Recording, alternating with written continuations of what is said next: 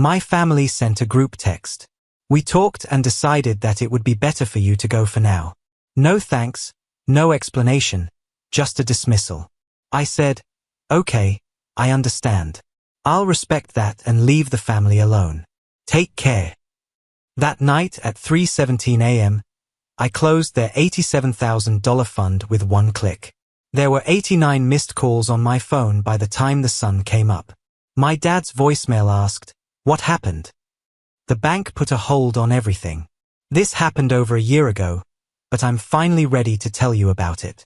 Sorry if this becomes long, but I need to say this because it's been bothering me for months. It was around 7 p.m. on a Thursday night. I recall the exact time since I had just gotten home from a meeting with a customer that lasted 3 hours longer than expected. I was heating up some leftover curry and thinking about how I needed to finish this quarterly report for my consulting firm when my phone rang. Message to a group. Everyone in the family was there. Mom, Dad, Aunt Carol, and even Uncle Jim, who doesn't usually join in on these family discussions online. Mom sent the message. Short and very direct. We talked about it, and we think it's best if you stay away from the family for now. Rebecca needs some room. All of us do. I just looked at my phone for a whole minute. The microwave was the only thing making noise in the kitchen. I read it 3 times to be sure I understood it. Within 30 seconds, my Aunt Carol sent me a thumbs up emoji. Just like that, they gave me a simple thumbs up to cut me out of the family like I was a bad friend they needed to block. Uncle Jim sent a note that said, "This is hard but necessary." Dad didn't say anything, which stung more than if he had said a lot. I sat down at my kitchen table, where my curry was becoming cold, and texted back, "Understood.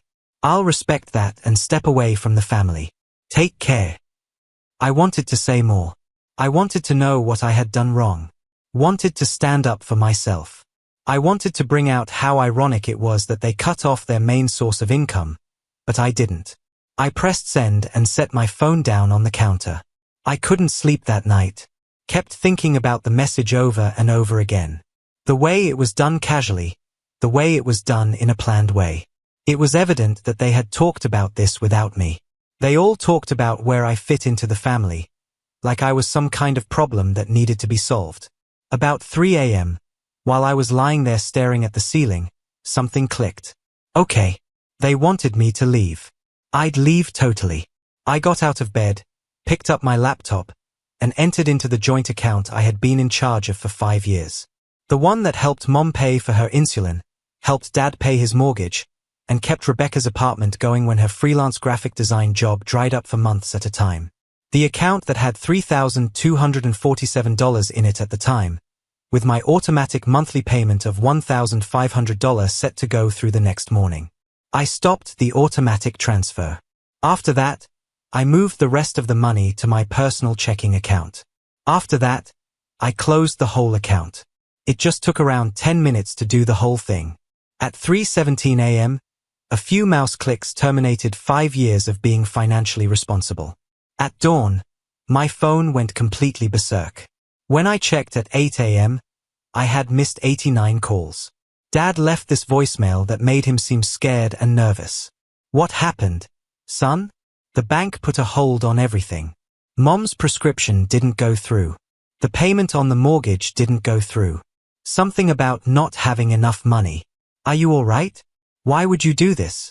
Please call me back right away. There were a lot of text messages coming in. 2. Mom, the pharmacy says they don't have any money for my insulin. Hey, Rebecca, what's happening on? My landlady is going crazy because my rent check bounced. Did something happen to the account? I just sent an SMS to the group chat. I respect your choice to leave. But here's the deal. They had no idea what they had just done. They didn't know how much I was silently holding everything together behind the scenes. That statement felt like a betrayal to me because I had been supporting them financially for years without asking for anything in return. Not even basic respect or thanks. This is the story. The narrative of how I became the financial support for my family and what happened when they decided to cut me off while still expecting the money to come in. I had to go back approximately 5 years to properly grasp why that group message felt like a stab to the chest. That's when everything started to go wrong for my family, and for some reason, I became the person who had to address problems I didn't make. Rebecca's mind was not in a good place. In the past 18 months, this was her second time in the hospital for acute anxiety and sadness. And she'd been going down for weeks before Dad finally phoned me. At 9 p.m., my phone rang while I was at my desk working late on a proposal for a customer. When I saw Dad crying in the parking lot of a pharmacy, my heart raced because he seldom cries. "Son, she's not going to make it," he continued, his voice breaking. "They won't let her into the intensive program without payment up front, and we're out of money. The insurance company is fighting everything, saying it's not medically necessary. I don't know what to do." I could hear Mom crying in the background and Dad trying to hold it together while he explained that Rebecca had been having panic attacks so bad that she couldn't leave her apartment for days at a time. She lost her job at the marketing company because she stopped going to work. She had no money left. They had spent all their money supporting her through the initial catastrophe. I was 27 and working crazy hours as a business consultant. I was making good money, about $85,000 a year, which seemed like a lot of money to me since I grew up in a household that constantly had trouble with money. I didn't even think about it that night. I signed into my savings account and sent $15,000 straight to the treatment institution. In one transaction, my emergency savings was gone. When Rebecca got better after 3 months in the program, everyone said it was a miracle. She came home looking better and spoke about ways to deal with things and how therapy works. Everyone in the family thought it was a miracle, but no one ever said that I made it happen. No one offered to give me back my money either. I didn't really expect it, but it would have been wonderful to have some recognition. But that was only the start. Mom was diagnosed with type 2 diabetes within 6 months, and her medicine prices were through the roof. Dad's hours were decreased at the warehouse where he had worked for 15 years. Some corporate restructuring bullshit that got rid of half of the full-time jobs. They'd call me every time something went wrong, like when another bill came in or another crisis hit. It was just little things at start. This month, it's only $300. Next time, we'll figure it out. But after Rebecca moved out, she was late on her rent right away. Then Mom needed dental work that her insurance wouldn't pay for. After then, Dad's car broke down and he couldn't get to work without it. One night, after a long and stressful day at work, Dad called with an idea. We were thinking, would you help us set up something more permanent, like a family emergency fund? We hate asking you for money piece by piece like this. I was single, working 80 hours a week, and making good money. I lived in a modest one-bedroom apartment, drove a Honda that was 10 years old, and didn't have any friends because I was usually working or dealing with family problems. It made sense, didn't it? They needed everything to be stable. I had the resources to do it. So, I made this account in my name and began using it to send payments. Mom's prescriptions, Rebecca's therapy co-pays, Dad's car payment when he fell behind, and even their phone bill sometimes when things got tight. They handed me all their passwords and account information when they fell behind on other things. Not because they really trusted me, but because they didn't want to deal with the trouble of fixing their own money problems. They dubbed me the responsible one, but what they really meant was the easy one.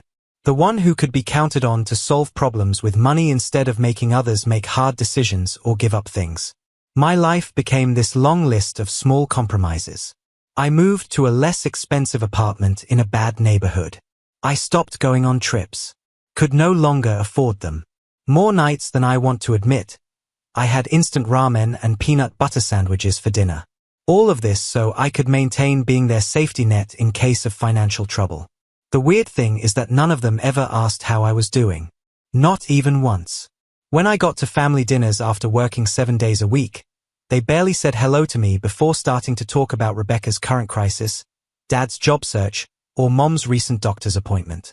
I became a background character whose only job was to help people with money problems. I began to keep track of everything on a spreadsheet. Not to be rude, but I needed to know where my money was going because the sums were getting so big. By the 3rd year, I was giving my family more than $1,800 a month to help them get by, plus occasional emergency payments that may be anywhere from $200 to $2,000. The toughest part was seeing them repeat the same mistakes again and time again.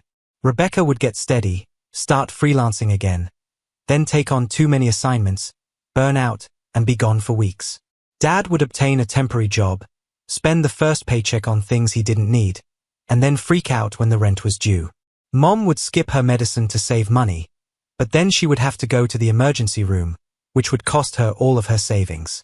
But every time I tried to tell them they needed to modify their habits, I was the bad person. Rebecca would say, "You don't know what it's like to have problems." Dad would say, "It's easy for you to judge when you have a steady job." As if I hadn't grown up in a house that was having a hard time. Like I hadn't toiled my way through college while they went into debt. That success had just come to me. People quickly start to expect you to be everyone's bailout. What started as emergency relief turned into regular help, and regular help turned into entitlement. In 2020, Rebecca was in a horrible vehicle accident. It was not her fault at all. A drunk driver ran a red light and hit her head-on. She had a broken collarbone and a concussion, so she had to stay in the hospital for a week. And while she was getting well, the insurance company started to act up. They wanted to argue over who was responsible, put off payments, and generally make her life harder while she was already going through physical therapy and stress. I just paid the personal injury lawyer $5,000 to keep the case going. The lawyer was a smart woman who declared right away that the case was a slam dunk after looking at the police report. However, it might take 18 months to settle. Rebecca couldn't work because of the head injuries and was getting panic episodes about driving at the same time. Rebecca then moved in with Tyler, who was certainly not a good person. I met him once at a family cookout, and right away I got a bad feeling about him. He was one of those individuals who talks a great game about his business but never seems to make any money. When we went out, he would order costly food, but he never had his money. Typical mooch behavior.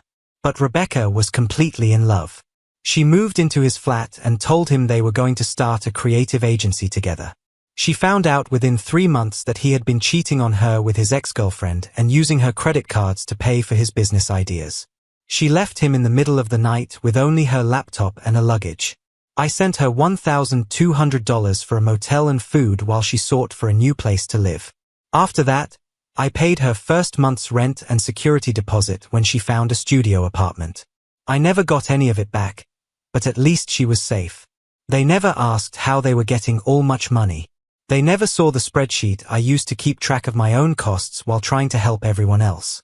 They just thought it would happen, like I was some kind of government program that only helped them. It started to break around Christmas 2 years ago. Work had been really stressing me out. For 6 weeks straight, I had to work almost every waking hour because we were in the thick of a big client transfer. I was living on energy drinks and takeout, sleeping only 4 hours a night, and pushing myself to the edge. Rebecca texted me on December 23rd to ask if I could purchase her new tires for Christmas. She didn't ask, she just said, "Could you?" As if it was a given that I would. She needed 4 new tires for her automobile, and the figure she obtained was $800. I had just paid her rent for the month because her biggest freelance customer had pushed back payment until after the New Year or ALV. I was in my office at 11 p.m. She was working on a presentation that was due the day after Christmas when she got the SMS. I just stared at it for a minute, felt something snap inside me. I responded back, "I just paid your rent this month. I can't pay for both." They replied right away, "It's Christmas, so I'm not asking for anything crazy." Then the emotional manipulation started. "Okay, I guess I'll just drive on tires that are bald and pray I don't die in a crash. You will have saved $800, though." She cried to my parents when I didn't answer right away. Dad texted me within an hour. "Son, please try to be a little more understanding. After all that happened with Tyler, she's having a hard time with her mental health. You don't realize how hard that is." That's when I just broke down. I didn't get mad or anything, but I did something else. I started writing down everything. Every dime I sent, every bill I paid, every guilt trip they put me on, and every excuse they came up with.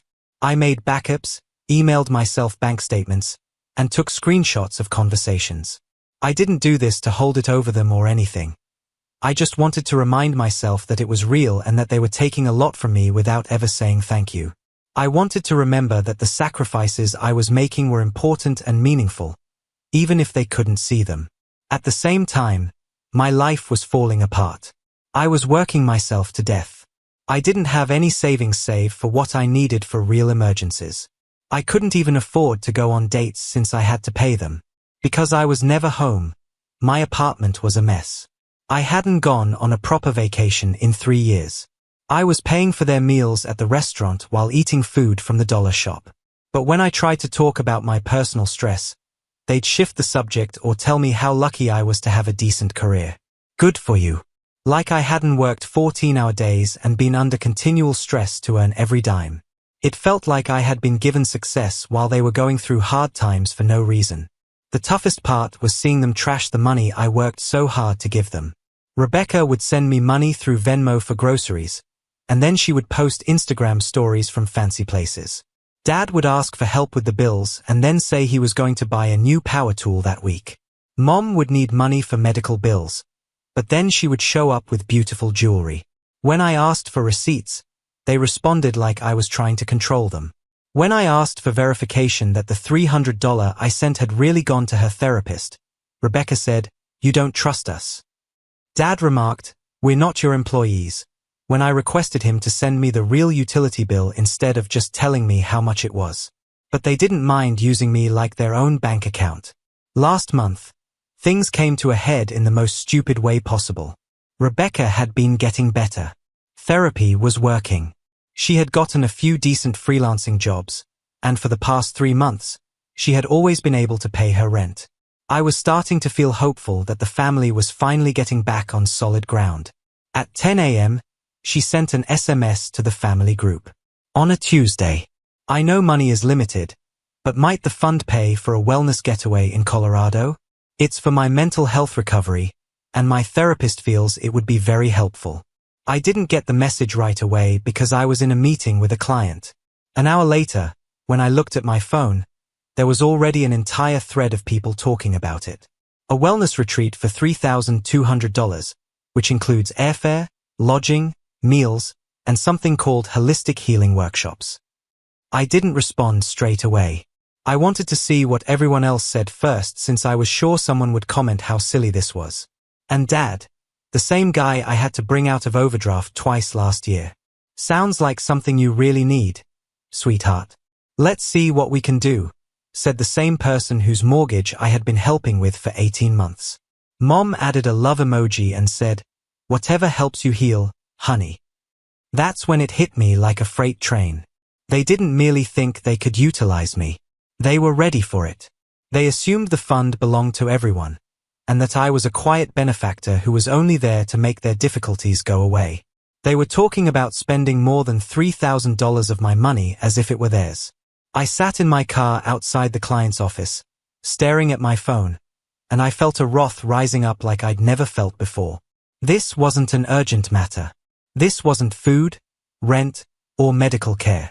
People were talking about this vacation, which cost more than most people make in a month, like it was a good use of emergency finances. But the true shocker occurred 2 nights before that group text. We had our monthly family video call, which Mom insisted on during the epidemic and somehow made it a regular occurrence. Most of the time, these calls were just to catch up on each other's lives. But this one seemed different right away. I was happy to finally have some good news to share. I just got a big customer at work. A Fortune 500 corporation that wanted us to manage their whole digital transformation project. It was really big. Huge enough to change your career. The kind of deal that would get me a promotion and eventually provide me some more money. "Hey guys, I have some great news," I started. But my dad cut me off in the middle of a sentence.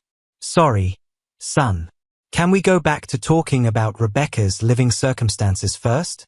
She doesn't feel comfortable where she is now, and we really need to figure out what to do next." Rebecca jumped in. "Yes, there was another break-in in my building last week, and my landlord isn't doing anything to make it safer. Every time I hear sounds in the hallway, I get panic attacks. They wanted to move her to a much nicer neighborhood, one that was much better. We spent the next 45 minutes looking at apartment ads online. Everyone talked about granite countertops, in-unit laundry, and gym access, and the apartments were $800 to $1,200 more per month than her current studio. When I eventually got to tell Mom about my work news again, she remarked, "Oh, that's nice, honey," and then went back to talking about Rebecca's moving plans. That's when I said it gently and didn't raise my voice. Maybe someone else should help with this now. The quiet was quite cold. You could hear a pin drop throughout the video call. It seemed if I had said something rude just by saying that I shouldn't be the only one fixing things. Mom was the first to leap in. "We would if we could, honey, but you're the only one who is genuinely steady right now. Stable. Another way to say helpful. Another way to state the only one with money we can take." Rebecca began to cry. Real tears. "I can't believe you're turning this into a money issue when I'm talking about my safety. I thought families were meant to help each other out." Dad attempted to be the peacemaker. "Rebecca, your brother has done a lot for us. But kid, you need to know that she's weak right now. We can't just leave her when she needs aid. Leave her alone." Setting limits was like leaving someone behind. Like making other adults deal with their own problems was mean. I told him I had things to do and hung up early that night. But I spent hours after that in my home office, looking at my financial spreadsheet. For 5 years, I gave away $87,421.13 of my own money, almost $90,000, with no questions asked and no thanks required. They believed I was selfish for proposing that someone else might be able to help. That group communication came 2 days later. "We think it's better if you leave for now." Later, I figured out that the call was a trick. They had already chosen to leave me out, perhaps so they could make money decisions without me. They wanted me to leave so they could authorize Rebecca's health retreat and figure out how to pay for her apartment improvement without having to deal with my bad attitude. They didn't know that taking me out would also cut off the money. They thought those were two different things. 5. The time to pay. The repercussions happened right away and was really bad. Overdraft notices started coming in like an avalanche within 36 hours after shutting the account. On Wednesday morning, Mom's pharmacist called her to tell that her payment for the prescription had been denied. The mortgage firm called Dad at work in front of his co-workers to ask about the payment that didn't go through. Rebecca's landlord texted her about the bounced rent check and sent her a picture of the NSF notification from his bank. But they kept calling me over and over. My phone was vibrating every few minutes with messages that got more and more frantic. In 2 hours, Mom called 17 times. Rebecca left this voicemail that started with a whisper and ended with her screaming, "Why would you do this? You knew I needed that payment by Sunday. My landlord is threatening to kick me out.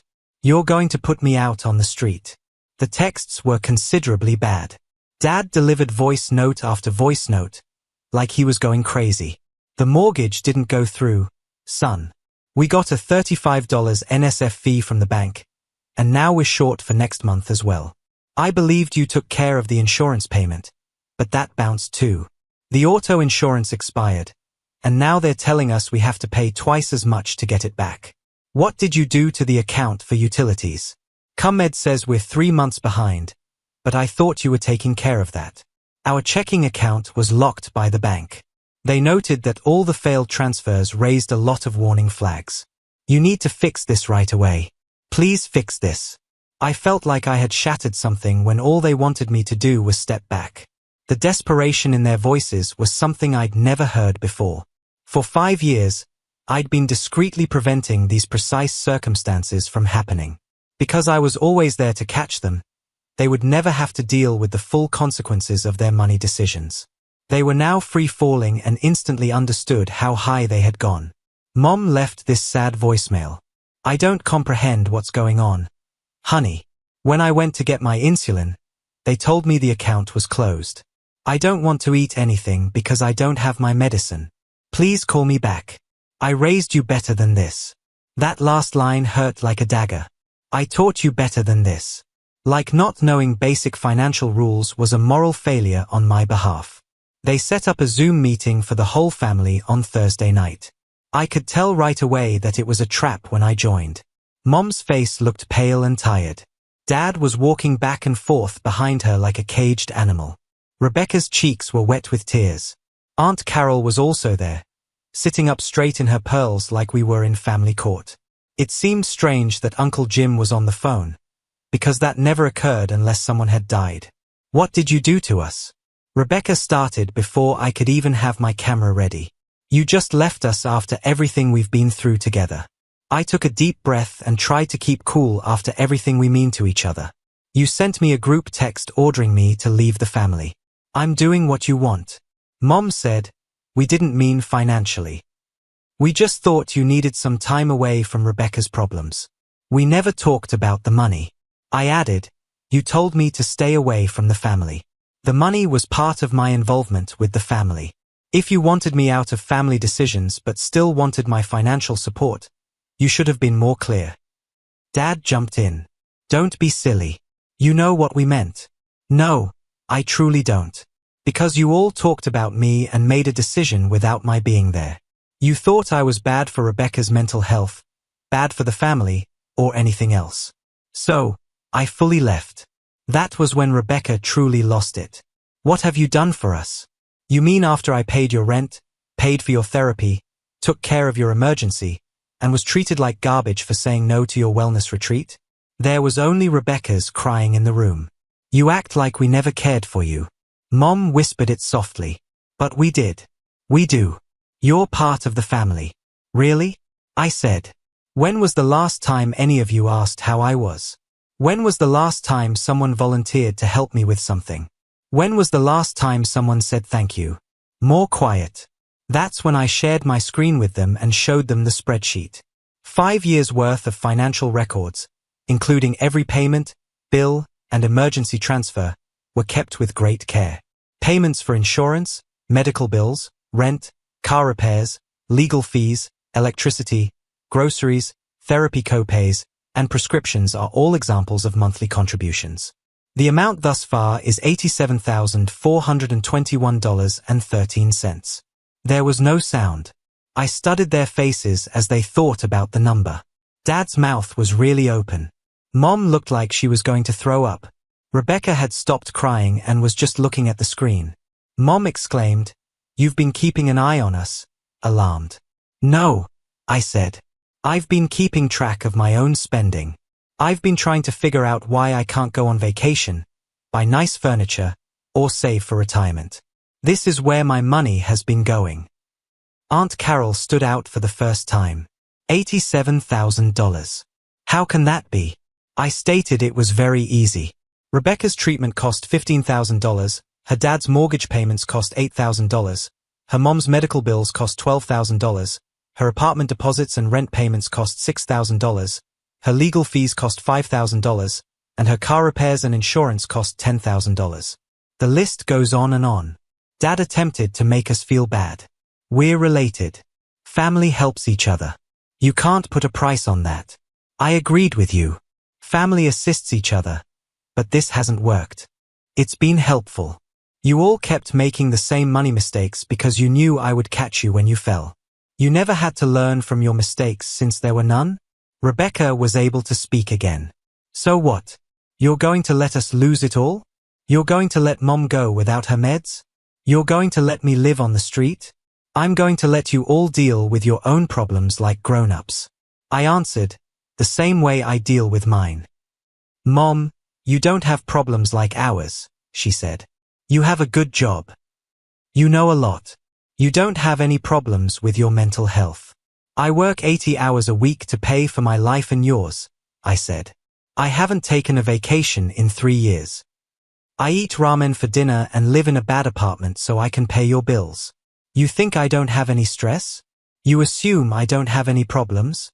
The difference is I solve them myself instead of calling someone else to fix them with money." The call ended with Rebecca sobbing, Mom saying I'd changed and that money had made me cold, and Dad promising they'd figure something out without me. Money hadn't made me cold. Being used had made me smart. I thought cutting them off would be the end of it. But it got worse. Way worse. 10 days after that Zoom call, I got an email from a random Gmail account with no subject line. Just a bunch of screenshots attached. Rebecca's eviction notice dated for the following week. Power company warnings for both my parents' house and Rebecca's apartment. Denied credit applications. Looks like they'd been trying to get loans, credit cards, anything to replace my financial support. They were falling apart fast and somehow it was still my fault. The email was unsigned, but I'm pretty sure it was from Aunt Carol based on the passive-aggressive tone of the file names. What you caused a JPG. And this is what stepping away looks like. PNG. Then Mom showed up at my office on a Friday afternoon. I was in a client meeting when my assistant knocked on the door, looking uncomfortable. Your mother is here, she whispered. She says it's an emergency. Mom was pale, shivering, and holding this manila envelope like it held her last hope. She looked like death warmed over. She had lost weight. There were wrinkles in her garments. And I had never seen that look of desperation in her eyes before. When I brought her into the conference room, she said, I didn't know where else to go. Because we can't pay the power bill and the home is cold, your dad is sleeping on the couch. Rebecca hasn't left her room in days because she's too embarrassed to talk to her landlord. We have applied for help programs, but they all take weeks, and we need help right away. She opened the envelope and laid out a stack of bills like she was dealing cards. Notices of past due bills, last warnings, and threats to cut off service. The sum was mind-blowing. They need more than $4,000 right away to protect their utilities and apartment from being cut off. Then she played her last card. I brought you up.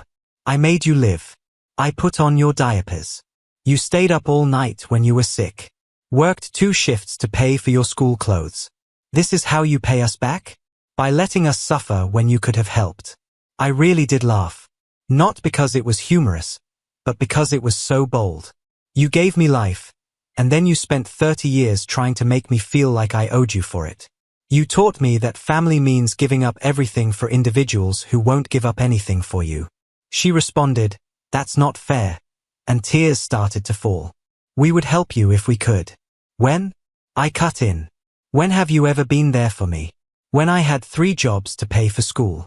When I ate pasta every night so I could send you money for groceries. When I haven't been on a date in 2 years because I have to give all my extra money to your family's problems. She didn't know what to say. But the true shock came a week later. It was a Saturday morning, and I was finally able to eat a leisurely breakfast at home for the first time in years. Then, a hefty envelope came in the mail. Bank letterhead that said urgent fraud investigation. There were 20 pages of paperwork about a business loan application that their fraud section had identified. Someone used my identity, social security number, and the tax ID from the family fund account to apply for $80,000. Rebecca Grace Recovery Services LLC was the name of the business. The papers said it was a consulting company that helped businesses with their mental health. Not true at all. The signature on the application looked like me, but it was different enough that a handwriting expert would be able to tell it was fake. Mom and Dad were both named as co-signers, which suggested they were directly involved in this plan. The loan might have gone through if I hadn't closed that account when I did. It seems like they had been planning this for weeks or even months. They weren't just taking advantage of me. They were trying to make me look like I took out a debt that I never consented to. The whole idea about stepping away from the family wasn't just bruised sentiments. It was a planned setup. Take me out of the fund talks, but keep my name and social security number on file. Give me the money, and I'll take care of the legal and financial issues. I spent the whole weekend sending reports to everyone I could think of. The police, the IRS, the State Attorney General's office, the credit reporting companies, and the bank's fraud department. It felt like treatment with every keystroke. Filling out each form was another step toward keeping myself safe from those who were supposed to care about me. This older guy who looked like he'd seen everything twice was the police detective in charge of the investigation. He warned me on our first meeting that family fraud is more common than you'd think. Usually, it's parents stealing from kids, but sometimes it goes the other way. Adult children taking advantage of elderly parents. This situation, though, family members trying to use someone as a financial resource while simultaneously setting them up for fraud. That's a new one for me. He walked me through what would happen next. They'd investigate the loan application, interview everyone involved, possibly press charges depending on what they found. He advised me to freeze my credit, change my banking passwords, and document every interaction I'd had with my family regarding money. You did the right thing, closing everything when you did, he said. If this loan had gone through, you'd be on the hook for $80,000 plus interest, and proving you didn't authorize it would have been a nightmare. When the investigators contacted my parents, Dad called me that evening crying, not apologizing. Crying because they got caught. His voice was shaking as he tried to explain, "We were desperate, son. Very desperate. Rebecca was going to have nowhere to live. Your mom was only giving herself a little bit of insulin at a time. I was afraid I would lose the house. We assumed that if we could just obtain enough to keep things stable, we'd find a method to pay it back before you even knew it. You thought you could steal money from me and I'd never know." I stated I couldn't believe it. We didn't think it was fraud. We thought of it as borrowing from family. You've always been there for us. So we thought this was just a more professional way to ask for support. A more official way? You signed my name on a loan application without my permission. You took my social security number without asking. That's not borrowing money from family.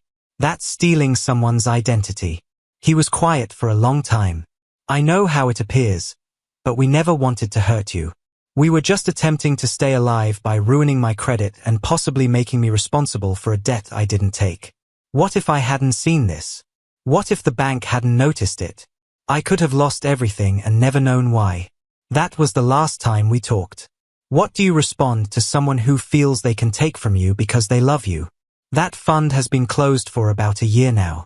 Since 3 a.m. They tried to counterfeit my name on an $80,000 loan application, and I've gotten 89 missed voicemails and phone calls since then. And I can honestly say that I've never been happier. I won't lie, the first few months were hard. Every day I second-guessed myself and felt bad about it. I would wake up and wonder if Mom could pay her medicine, if Rebecca was sleeping in her car, and if Dad had lost the house. It takes more than one night for 30 years of programming to go away.